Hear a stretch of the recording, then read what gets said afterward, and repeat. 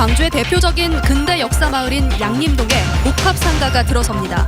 주민들은 마을의 정취와 특색이 훼손되지 않을까 걱정하고 있습니다. 양림동이 관광명소로 유명세를 타면서 땅값과 임대료가 치솟아 터줏대감들이 마을에서 쫓겨나고 있습니다.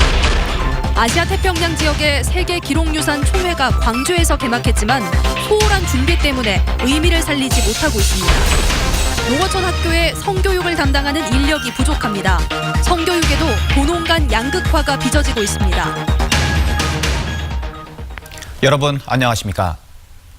양림동은 광주에서 근대 문화를 가장 먼저 받아들여 역사문화 자산이 많이 남아있는 광주의 대표적인 관광 명소입니다.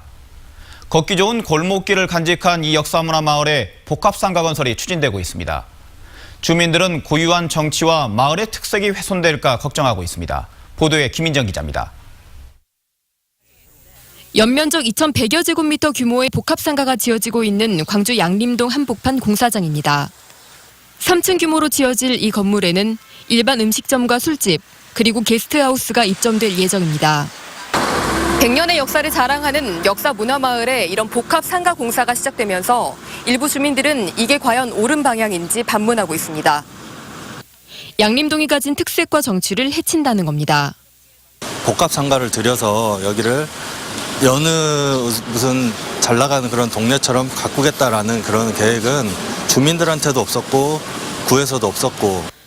점포 등에 40여 세대가 분양될 예정이지만 20여 대 남짓한 주차 공간만 마련된다는 점도 양림동 도로를 더 혼잡하게 만들까 주민 우려를 키우고 있습니다. 불을 보듯 훤한 거예요. 주차 대수가 아까 말한 대로 20대고 아파트에다 댈 것이고 이 인근에다 모든 차들을 댈 거예요. 그렇다고 하면 여기에 일방 통행을 추진하는 이유가 아무런 이유가 없어요. 건축주는 원래 양림동의 정체성에 맞게 지상 5층, 지하 1층 상가를 만들고 문화예술 공간도 포함해 인사동 삼직길 같은 공간으로 꾸미려 했지만 이 계획은 규모 때문에 심의를 통과하지 못했다고 해명했습니다. 건축 허가를 받기 위해 규모를 절반으로 줄이다 보니 공연장 같은 계획은 포기하게 됐지만 복합상가 자체가 양림동 관광에 도움이 될 거란 입장입니다. 자체가 좋아졌고 깨끗해졌고 거의 유흥업종이나 마찬가지였던 지역이고 주변 사람들도 사실 광주 양림동을 역사문화마을로 성장시키기까지 지금까지 투자된 혈세만 수백억 원. 역사문화마을을 지킨다며 일방 통행로까지 추진하고 있는 광주 남구가 복합상가가 들어서는 문제에 대해선 정확한 정책과 방향성을 가지고 있는지 의문을 품게 만들고 있습니다. MBC 뉴스 김인정입니다.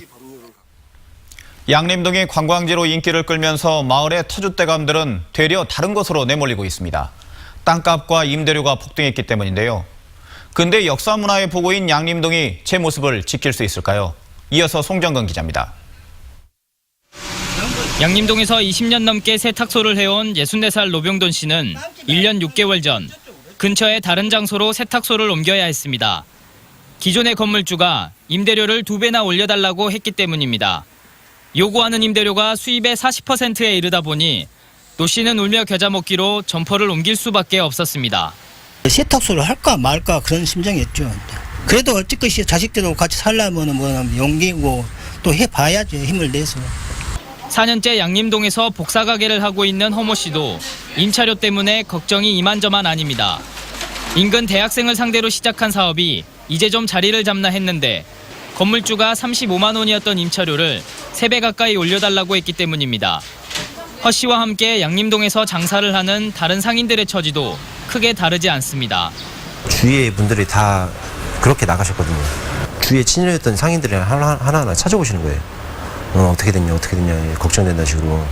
양림동은 2, 3년 전부터 펭귄마을 등 관광자원이 인기를 끌면서 관광객들이 몰렸고 도로 주변과 접해 있는 건물의 경우 건물 가격이 2배 가까이 오르면서 임대료도 올랐습니다.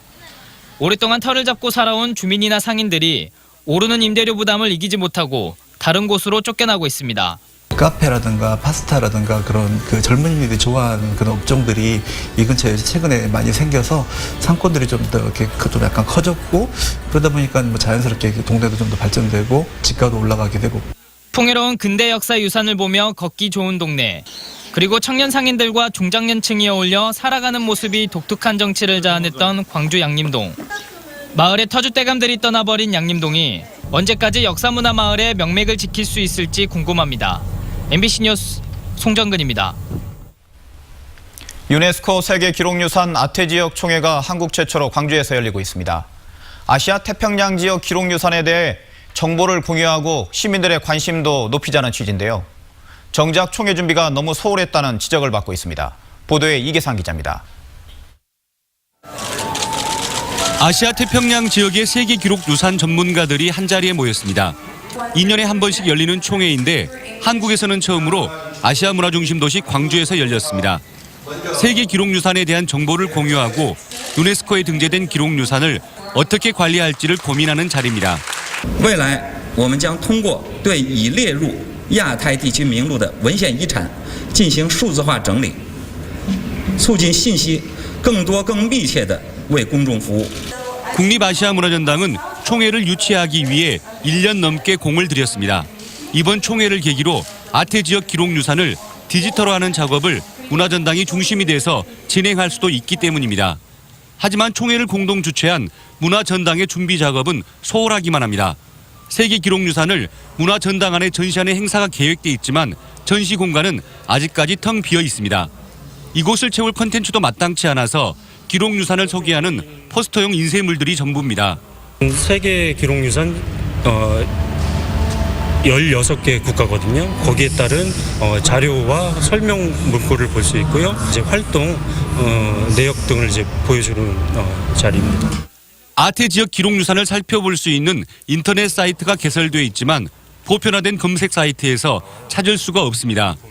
어렵사리 사이트에 접속해도 관련 정보가 모두 영문으로 작성돼 있다 보니 일반인들이 정보를 얻기가 쉽지 않습니다. 국립아시아문화전당은 세계기록유산 아태지역위원회 사무국을 광주로 유치해왔지만 정작 사무공간 하나 마련하지 못하고 있습니다.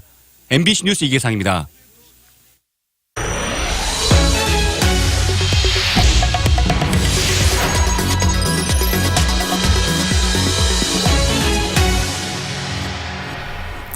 성범죄를 예방하기 위해서는 무엇보다 학생 때부터 올바른 성의식을 심어주는 게 중요합니다. 하지만 농어촌 학교에는 성교육을 담당할 보건교사가 크게 부족해 성교육에도 도농 간 양극화가 빚어지고 있습니다. 김종수 기자가 보도합니다. 무더운 날씨 속에서도 학생들의 공연 연습이 한창입니다. 지난 한 달여 동안의 연습이 구슬땀과 함께 결실을 맺는 순간입니다.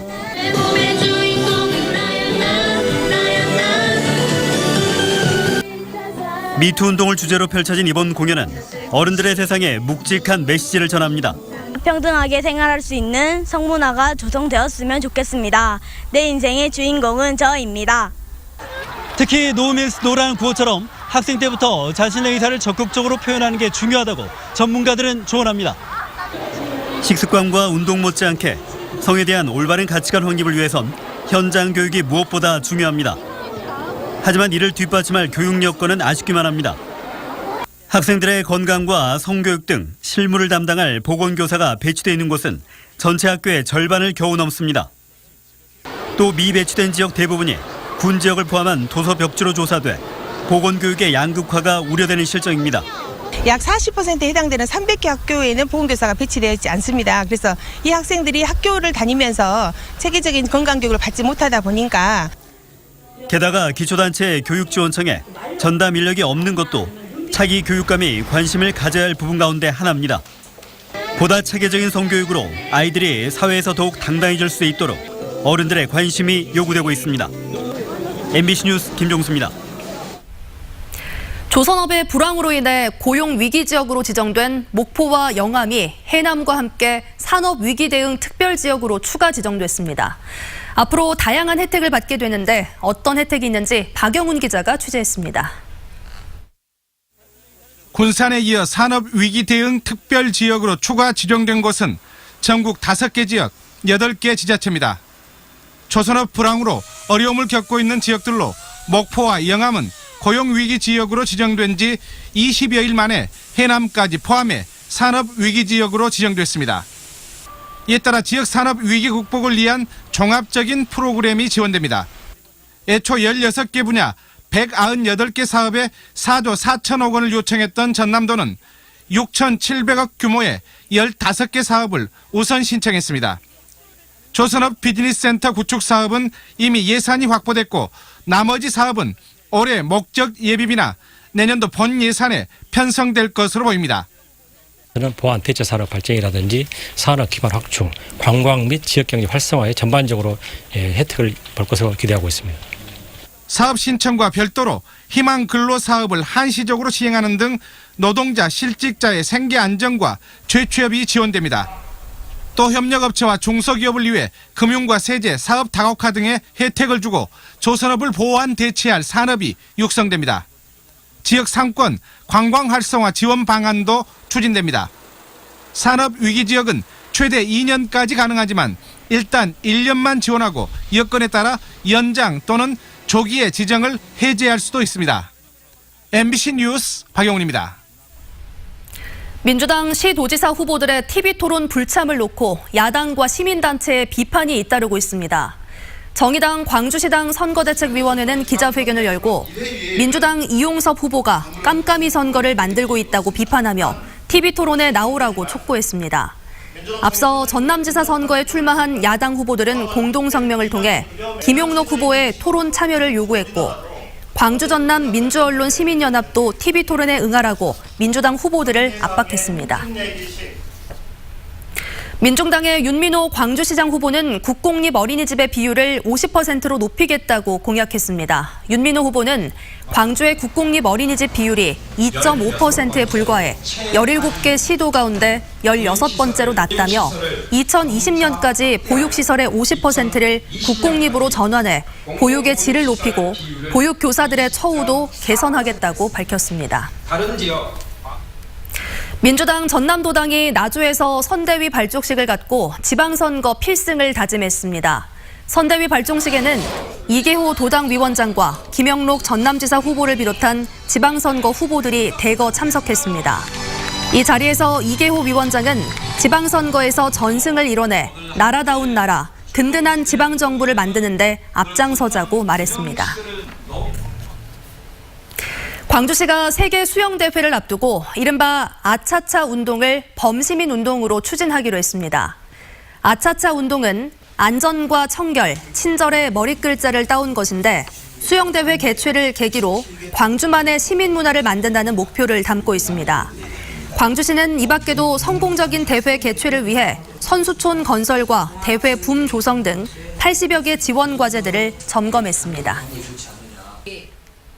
광주 동부경찰서는 부하 여직원의 신체 일부를 만진 혐의로 문화전당 용역업체 직원 61살 A씨를 검찰의 기소 의견으로 송치했다고 밝혔습니다.